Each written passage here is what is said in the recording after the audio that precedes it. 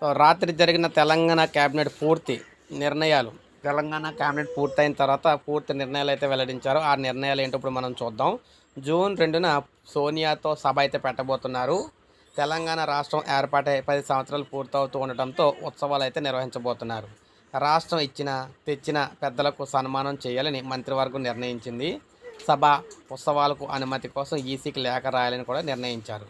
తడిసిన ధాన్యం కొనుగోలు, పంటలు దెబ్బతిన్న రైతులకు పరిహారం కూడా చెల్లించాలని నిర్ణయించారు. సన్న బియ్యం పండించే రైతులకు 500 బోనస్ ఇవ్వాలని నిర్ణయించారు. అమ్మ ఆదర్శ కమిటీలతో బడుల్లో మౌలిక సదుపాయాల కల్పన చేయాలని చెప్పి నిర్ణయించారు. మూసివేసిన బడుల్లో విద్యార్థులు వచ్చే ఛాన్స్ ఉన్నవి పునరుద్ధరిస్తామని కూడా చెప్పారు. ఏంటి ఎన్డీఎస్ఏ చెప్పిన పరీక్షలన్నీ కూడా చేశాకే కాళేశ్వరానికి అయితే మరమ్మతులు చేపడతామని చెప్పారు.